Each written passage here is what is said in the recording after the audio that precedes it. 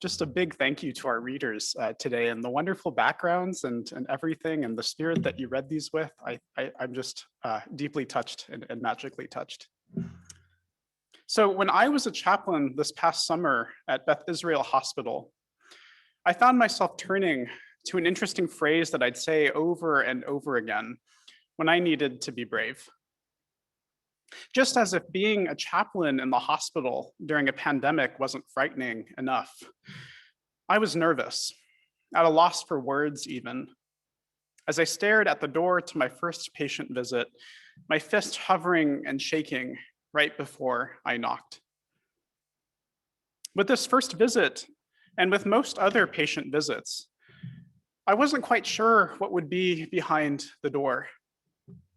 Holding my fear, I'd repeat to myself a sort of unofficial mantra during my time as a minister in the hospital. It went, "Come on, Alex, you're a Gryffindor. You can do this."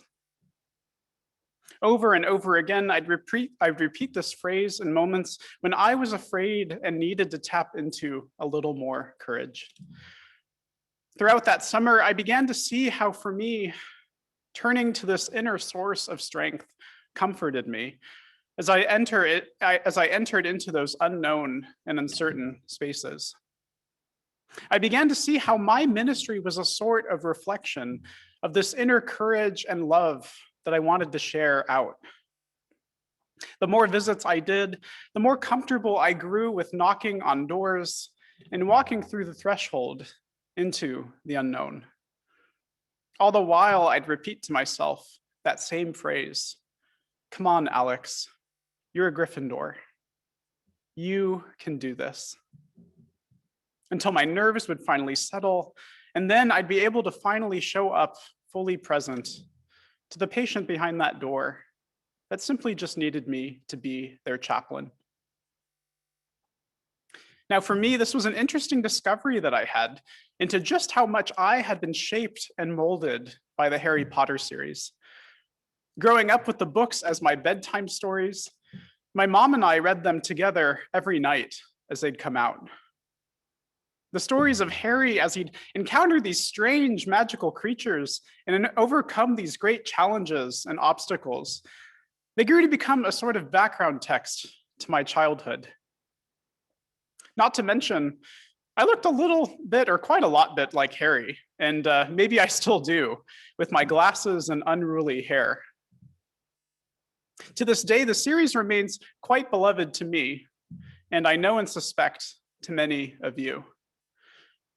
Whether you're a Gryffindor like me, as some of you have already pointed out, I'm wearing my Gryffindor tie today, or a Slytherin, a Hufflepuff, or a Ravenclaw, I suspect that most of you at least have heard the name Harry Potter by now.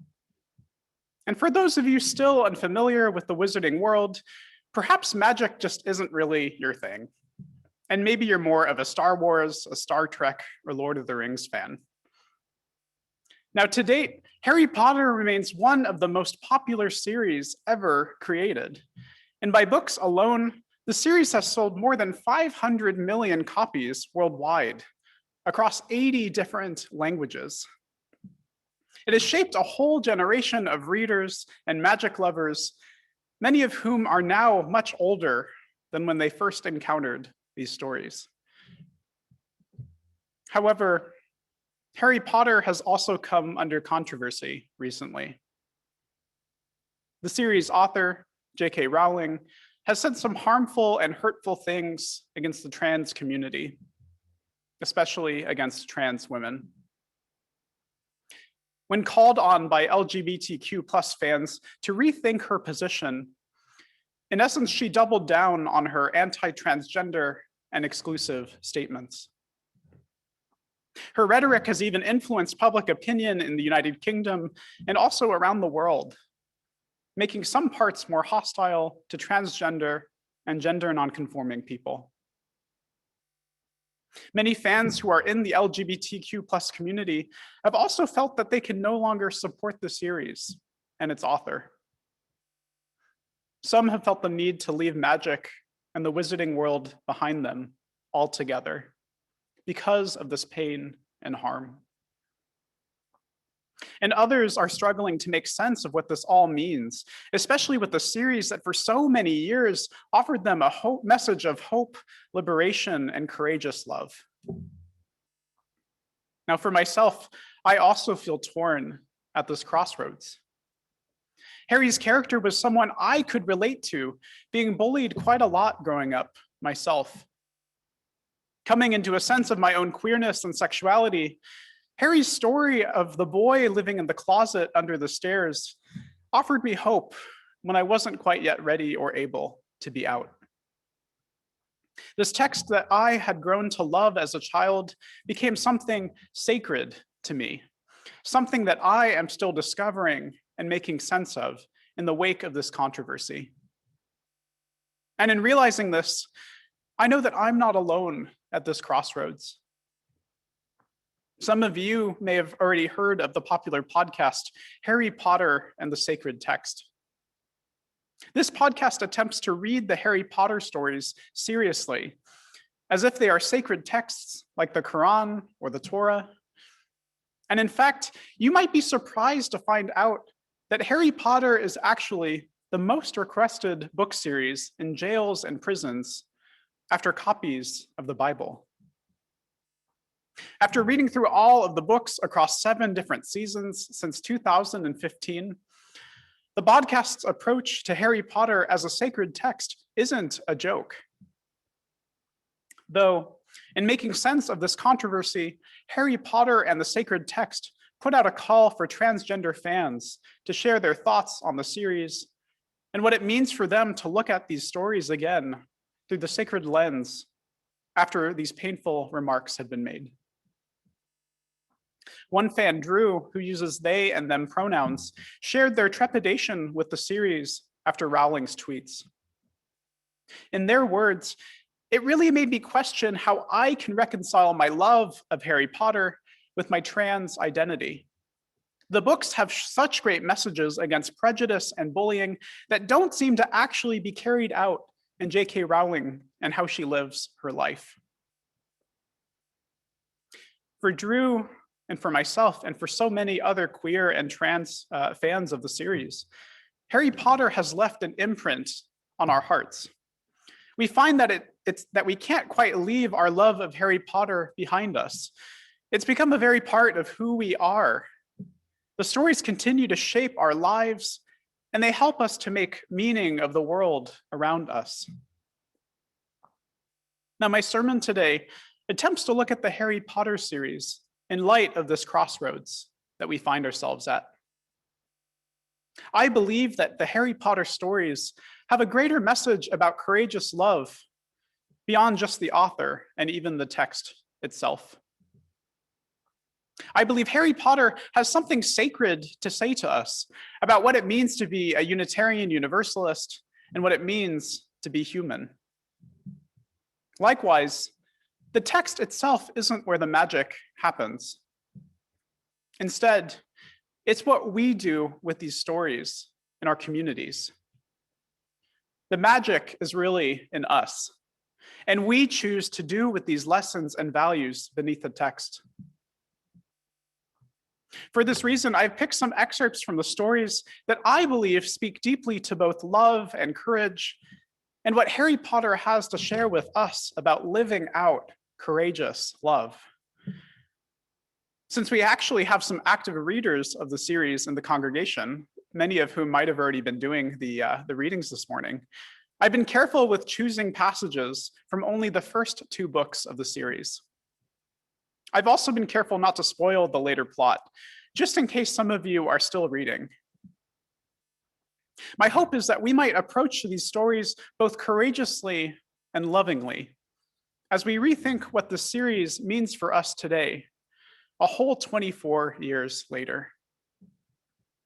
So I invite you to encounter this magic with me, to get those wands and broomsticks out as we explore the first of our readings this morning from Harry Potter and the Sorcerer's Stone.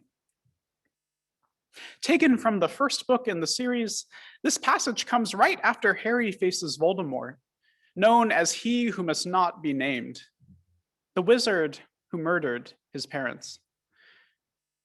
After a perilous fight over the Sorcerer's Stone, a stone that is used to create an immortality elixir and potion, Harry has many unanswered questions. Harry is confused as to why Voldemort was unable to touch him in their fight and struggle for the stone. When he reaches for Harry, his hand crumbles and withers away, causing Voldemort and Professor Quirrell's body to turn to dust. A bit frustrated with Albus Dumbledore, the headmaster of Hogwarts School where Harry attends, Harry demands that Dumbledore tell him the truth. Dumbledore tells Harry that he can't tell him why Voldemort wants to kill him. Not right now. This is something that Harry will have to discover for himself when he's finally ready. However, when asked about why Voldemort couldn't touch him, Dumbledore clues us into a special sort of magic that's important throughout the entire series.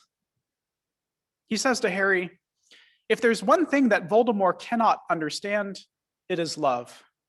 He didn't realize that love as powerful as your mother's leaves its own mark. To have been loved so deeply, even though the person who loved us is gone, will give us some protection forever. Harry learns in this moment that love is some of the most powerful magic in the whole world. This magic put over him by his mother's love protected him against the harsh, evil, and awful magic that one of the most villainous wizards ever to walk the earth had tried to put on him. However, this powerful magic didn't leave a mark or a scar, unlike his signature lightning bolt scar on his forehead. Instead, this magic was in his very skin. It traveled with him though his parents and loved ones that he had loved so dearly were no longer with him. This first glimpse at courageous love shows us an important truth about life. By being so loved so deeply, Harry experiences some of the most powerful magic that even evil can't overcome.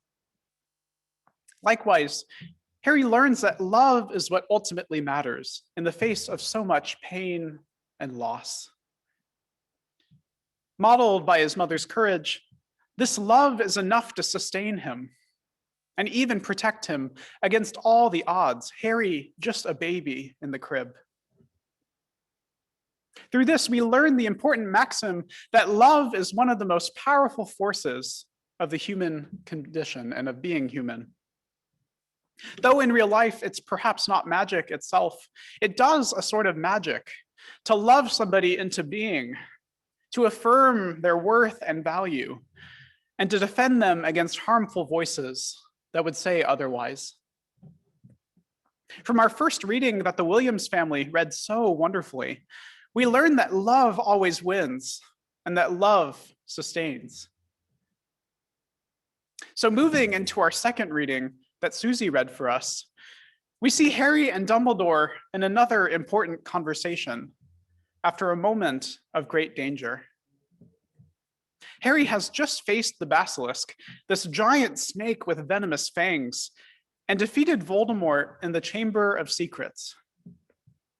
Harry asks Dumbledore why he was put in Gryffindor House in the first place, remembering that the Sorting Hat said that he would have actually done really well in Slytherin House. Dumbledore gives us a clue to another important aspect of courageous love through his memorable quote that I'm sure some of you have heard before. It is our choices, Harry, that show us who we truly are, far more than our abilities.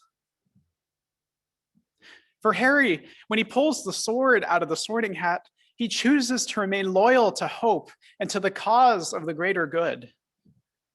The sword appears to him because he remembers his self-worth. What this moment has to teach us about courageous love is that our choices matter. Our choice to love others, especially those who are different from ourselves, and in moments that are most challenging. Those moments prove who we are far more than just what we can do. And likewise, choosing to love ourselves is actually an act of great courage. Harry's choice to take a stand against Voldemort and to remember his place as a Gryffindor reminds me a lot of those moments when I'd visit patients in the hospital, repeating to myself those familiar words. Come on, Alex, you're a Gryffindor. You can do this.